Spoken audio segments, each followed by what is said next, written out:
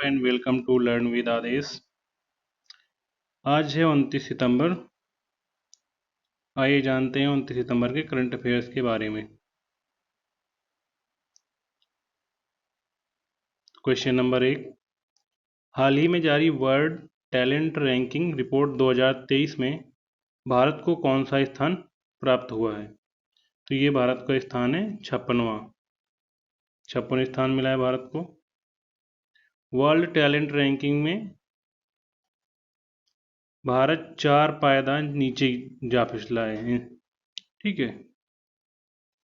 International institute for management development ने ये ranking जारी की है। इसके मुताबिक 2023 में दुनिया की 64 अर्थव्यवस्थाओं में भारत चार पायदान नीचे फिसलकर वर्ल्ड टैलेंट रैंकिंग में 56वें स्थान पर आ गया है। 2022 में भारत इस रैंकिंग में 52वें स्थान पे था। ठीक है, 2022 में 52वां और 2023 में 56वां। ठीक है।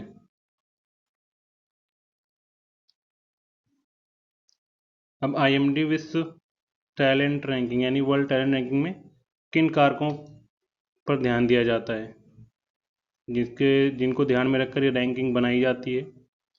इनमें quality of life, minimum wages यानी लोगों की डेली मिनिमम वेजेस कितनी है, प्राइमरी से लेकर सेकेंडरी एजुकेशन को ध्यान में रख के ये बनाई जाती है। क्वालिटी ऑफ लाइफ, लाइफ कैसी है, इसमें लाइफ एक्सपेक्टेंसी यानी जीवन प्रत्याशा, मिनिमम वेज, ये सब चीज़ें आ जाती हैं।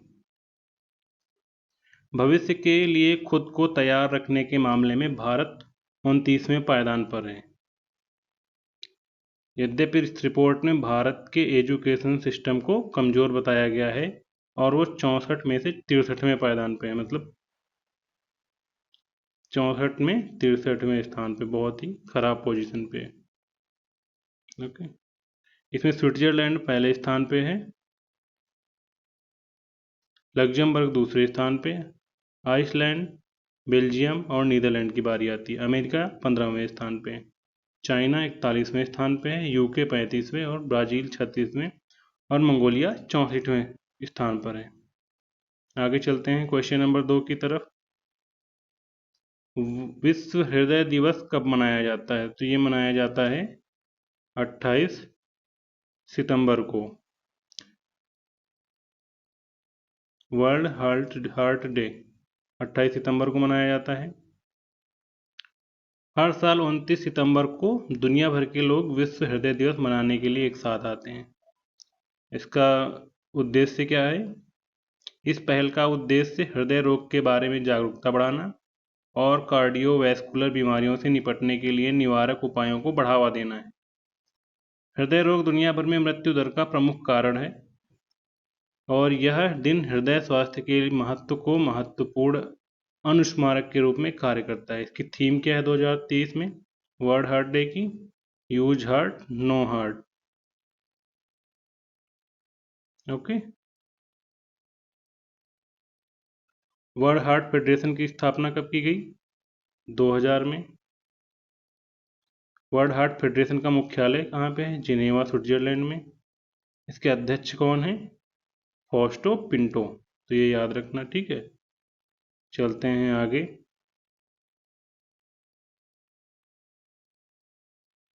सॉरी, ये 29 सितंबर हो गया, यहाँ ये थोड़ा मिस्टेक हो गई, 29 सितंबर। ठीक है।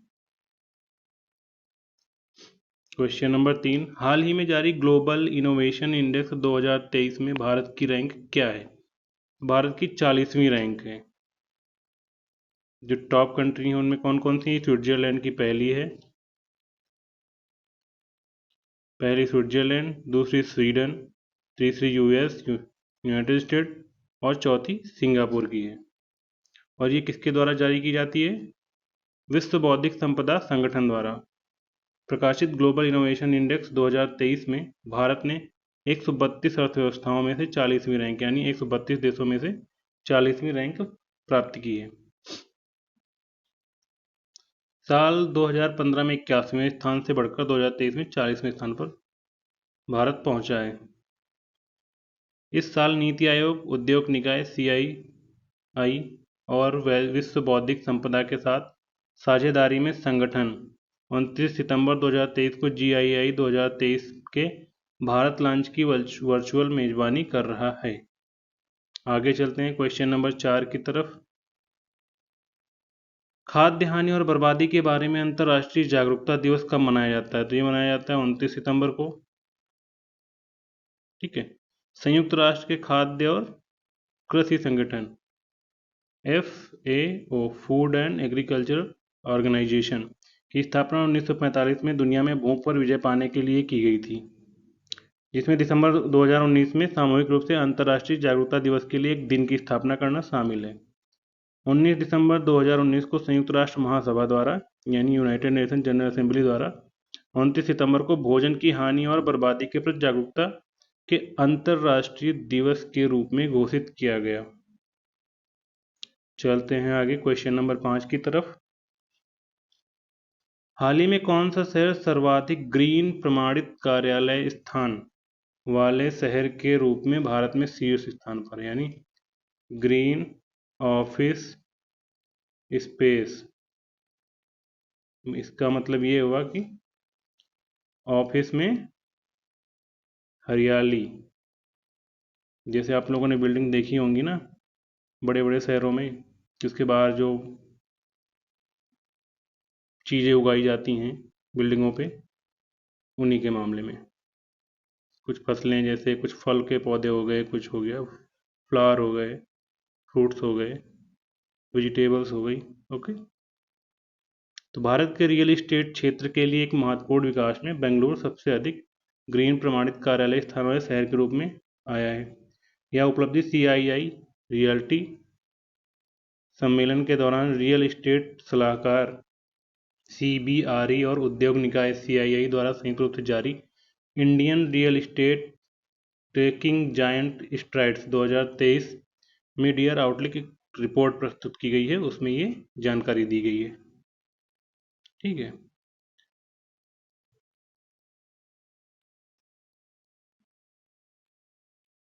तो इसमें सर्वाधिक शीर्ष पर कौन है? बेंगलोर।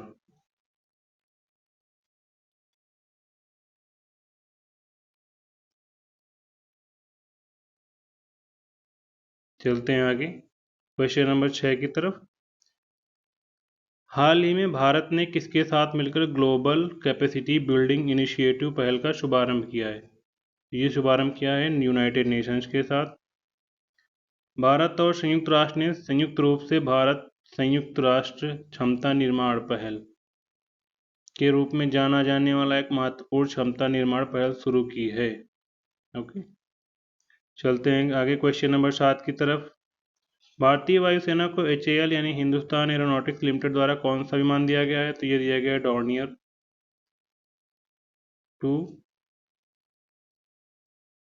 228। ओके। ये रहा डॉर्नियर 228। ये क्वेश्चन नंबर 8।